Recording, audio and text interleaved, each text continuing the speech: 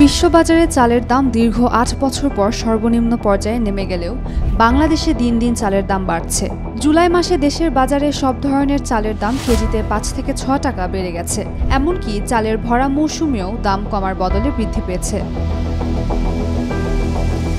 এর কারণ হিসেবে বিশ্লেষকরা বলেন, বাংলাদেশ চাল উৎপাদনে স্বয়ংসম্পূর্ণ নয়, তাই চাহিদার তুলনায় যথাযথ সময়ে আমদানির ঘাটতি বাজারে কারসাজির সুযোগ সৃষ্টি করেছে।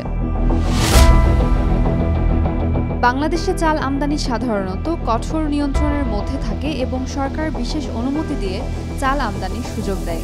সময়মতো আমদানির অভাবে বাজারে সরবরাহ সংকট দেখা দেয়, যা চালের দামের ঊর্ধ্বগতি সৃষ্টি করে। এ অবস্থায় বাজারে কারসাজির আশঙ্কাও বৃদ্ধি পায়। সরকারি তথ্য অনুযায়ী ২০২৪ সালের ১৭ নভেম্বর থেকে ২০২৫ সালের ১৭ এপ্রিল পর্যন্ত মোট ১০,৩৪,৮৭৯ মেট্রিক টন চাল আমদানি করা হয়েছে। পাশাপাশি বোরো মৌসুমের ফলনও ভালো হয়েছে, তবুও দেশের বাজারে দাম কমেনি, বরং বেড়েছে। এদিকে বিশ্ববাজারে চালের দাম কমার পেছনে রয়েছে রেকর্ড উৎপাদন এবং ভারতের রপ্তানি নিষেধাজ্ঞা তুলে নেওয়া। এ কারণে বাজারে চালের সরবরাহ বেড়ে গেছে, পাশাপাশি চাহিদাও কমেছে।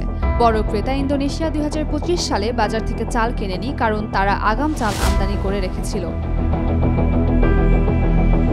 বিশ্লেষকরা বলছেন, চাল দেশের মানুষের প্রধান খাদ্যশস্য হওয়ায় এর দাম নিয়ন্ত্রণে রাখা অত্যন্ত গুরুত্বপূর্ণ।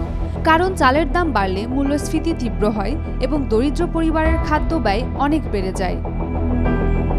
উমেরুম্মান ক্রান্তি, Daily Sun. For more updates, follow us on Facebook, subscribe our YouTube channel, get the latest update on www.daily-sun.com.